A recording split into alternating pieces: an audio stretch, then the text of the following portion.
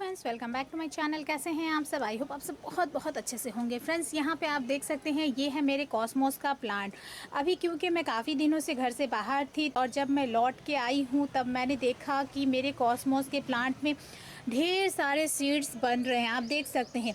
ऐसे तो रेगुलरली मैं जो सीड्स बन रहे होते थे उन्हें हटा लेती थी और प्लांट क्लीन कर देती, जिससे कि प्लांट दिखने में काफ़ी ज़्यादा खूबसूरत भी लगता था। बट क्योंकि एक लंबा टाइम हो गया और प्लांट की क्लीनिंग भी नहीं हो पाई है और इस बीच में काफ़ी सारे सीड्स इसमें कलेक्ट हो गए, जमा हो गए हैं और आप देख सकते हैं कितने ही सारे इसमें सीड्स बन चुके हैं। तो अब धीरे धीरे मैं इसके सारे सीड्स पहले तो कलेक्ट करूँगी, उसके बाद मैं आपके साथ शेयर करूँगी कि इसे किस तरह से हमें लगाना है। और उसके बाद फ्रेंड्स, ये जो जितने भी ये ड्राई स्टेम जो दिख रहे हैं इन सभी को कट करके मैं हटाने वाली हूँ, जिससे कि ये प्लांट की जो खूबसूरती है वो वापस लौट के आ जाए। तो सबसे पहला काम फ्रेंड्स हम यही करेंगे कि इसके हम सीड्स कलेक्ट कर लेंगे। ये प्लांट फ्रेंड्स बहुत ही आसानी से ग्रो होने वाला पौधा है। मैं भी एक पार्क से ही इसी तरह से सीड्स ही लेके आई थी और उसी को जस्ट मैंने यूं ही छिड़क दिया था और कुछ ही टाइम में, आई थिंक 7 या 10 डेज़ में ही उसमें अच्छे से छोटे छोटे पौधे निकल के आ गए और बहुत सारे इस तरह से मेरे गार्डन में ये पौधे बनते गए। जैसे जैसे इसके ये सीड्स बनते जाते मैं उन्हें निकालती हूँ और किसी भी पौधे में रैंडमली डाल देती हूँ और उसी से ही ये पौधे बन जाते हैं। और जब ये फूल खिलते हैं आप देख सकते हैं कितनी ही ज़्यादा खूबसूरती इससे गार्डन में आ जाती है। तो इस तरह से फ्रेंड्स काफ़ी सारे सीड्स हमारे पास कलेक्ट हो जाते हैं।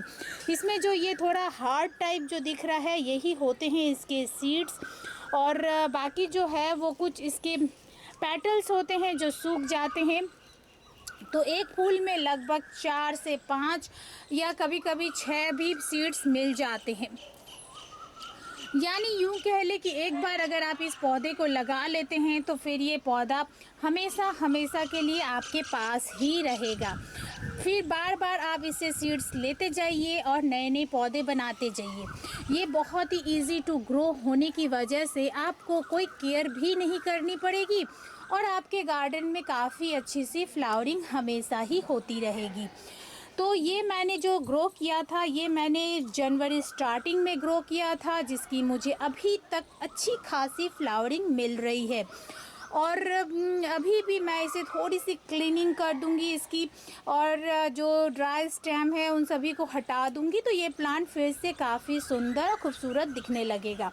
फ़िलहाल के लिए फ्रेंड्स मैंने काफ़ी सारे सीड्स कलेक्ट कर लिए हैं और भी इसमें काफ़ी सारे सीड्स हैं। वैसे मैं सारे ही कलेक्ट करने वाली हूँ क्योंकि अगर मैंने कलेक्ट नहीं किया तो हल्की सी भी हवा आएगी और सारे ही इधर उधर झड़ जाएंगे। वैसे तो कोई दिक्कत नहीं है, जहाँ झड़ते हैं वही ये पौधा निकल आता है। यहाँ पे देखेंगे ये पौधा एक निकल आया है, यहाँ पे भी आप देख सकते हैं काफ़ी सारे पौधे मेरे हर गमले में निकल आता है क्योंकि इसके सीड्स जहाँ झड़ते हैं वहीं उगाते हैं। तो इस तरह से मैंने काफ़ी सारे सीड्स कलेक्ट कर लिए हैं और अगर आपने इस पौधे को लगा रखा है, कहीं पे देख पा रहे हैं कि आसपास कहीं ये लगा हुआ है, तो आप भी इस तरह से इसके सीड्स कलेक्ट कर सकते हैं।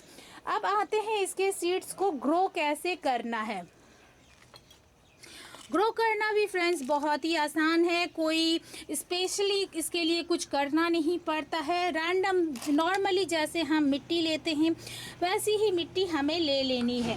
तो ये मेरे गमले में पहले से मिट्टी इसमें थी, आप देख सकते हैं। तो इसमें मैंने बस थोड़ी सी खाद मिलाई है। मेरे पास बर्मी कंपोस्ट है इसीलिए मैंने बर्मी कंपोस्ट डाला है। खाद आप कोई भी डाल सकते हैं, ऑर्गेनिक डालेंगे तो बेस्ट रिज़ल्ट मिलता है।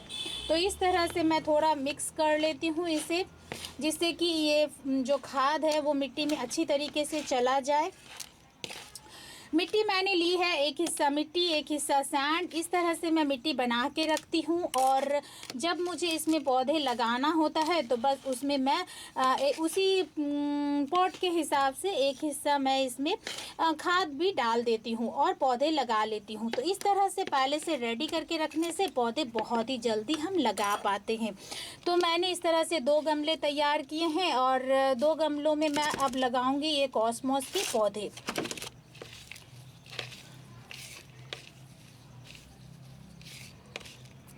तो यहाँ पे देखिए आप, मैंने कितने ही सारे सीड्स इसमें कलेक्ट कर लिए हैं फ्रेंड्स। रैंडमली इसे हमें डालना है, इसके साथ कोई एक्स्ट्रा प्रिकॉशन, एक्स्ट्रा देखभाल, एक्स्ट्रा केयर कुछ नहीं करनी पड़ती है। बस ऐसे ही इसे डाल दिया मैंने और हल्का हल्का इस तरह से मैंने दबा दिया और बस इसमें हम वाटरिंग कर देंगे। तो जितनी मैंने सीड्स निकाली थी उससे मैंने एक ही गमले में डाला है।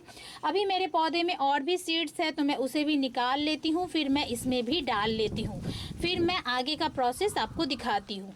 तो फ्रेंड्स इसमें भी मैंने सीड बहुत सारे कलेक्ट करके डाल लिया है और डालने के बाद अब इसे मैं मिक्स कर दूंगी। ऐसे थोड़ी सी मिट्टी मैं ऊपर नीचे कर लेती हूँ, वैसे बहुत ख़ास कुछ करना नहीं होता है, ऐसे ये पौधे लग जाते हैं। आप देख सकते हैं इस तरह से इसके सीड्स और बहुत ही आसानी से लग जाते हैं क्योंकि लास्ट टाइम मैंने ऐसे ही लगाया था और काफ़ी जल्दी लग भी गए थे।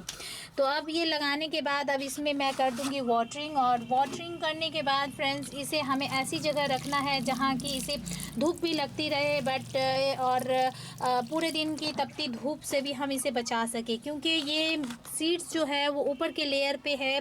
तो कोशिश हमें यही रखनी है कि ये ऊपर का लेयर जो है मिट्टी का ये जल्दी ड्राई ना हो, थोड़ा सा मॉइस्चर बना रहे, तो जर्मिनेशन जो है वो बहुत जल्दी हो जाती है। इसे मैं कुछ ऐसी जगह रख दूंगी जहाँ की इसे सीधी धूप ना पड़े बट धूप लगती भी रहे और पूरे दिन की ब्राइट लाइट भी रहे। तो इस तरह से आप देख सकते हैं सारा पानी इसने सोख लिया है। मिट्टी काफ़ी अच्छी वेल ड्रेन मैंने बना के रखी हुई थी और इस तरह से मैंने इसे लगा दिया है। अब इसे रख दूंगी और रखने के बाद कुछ इस तरह से फ्रेंड्स आप देखेंगे छोटे छोटे पौधे निकल आते हैं। जैसे कि आप यहाँ पे देख सकते हैं कितने ही सारे पौधे मेरे ये निकल आए हैं। यहाँ पे भी आप देख सकते हैं कितने ही सारे छोटे छोटे पौधे निकल आए हैं। इस तरह से कॉस्मोस के प्लांट को हम एक बार लगाने के बाद सालों साल तक अपने पास अपने गार्डन में रख सकते हैं और इन खूबसूरत फूलों से अपने गार्डन को खूबसूरत बना सकते हैं। तो ये था फ्रेंड्स एक छोटा सा वीडियो जिससे कि किस तरह से हम कॉस्मोस के प्लांट को सीड कलेक्ट करके फिर से ग्रो कर सकते हैं और अपने गार्डन में हमेशा के लिए कॉस्मोस के पौधे को रख सकते हैं। तो अगर आपके आसपास कहीं ये पौधा दिखे तो ज़रूर ही आप इसके सीड्स कलेक्ट करिए, या फिर अगर आप नर्सरी से परचेज़ करना चाहें तो एक वन टाइम इन्वेस्टमेंट प्लांट है ये।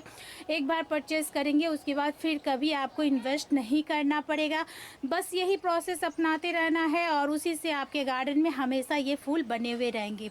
तो आई होप फ्रेंड्स आज का ये वीडियो आपको पसंद आया हो। पसंद आए तो प्लीज़ फ्रेंड एक लाइक ज़रूर करिए और अगर आप मेरे चैनल पर नए हैं और अभी तक मेरे चैनल को सब्सक्राइब नहीं किए हैं तो प्लीज़ फ्रेंड इसे सब्सक्राइब भी करें, साथ में बेल बटन भी दबाएं जिससे कि आगे मैं जो भी वीडियो डालूँ उसका नोटिफिकेशन आपके पास सबसे पहले पहुंचे।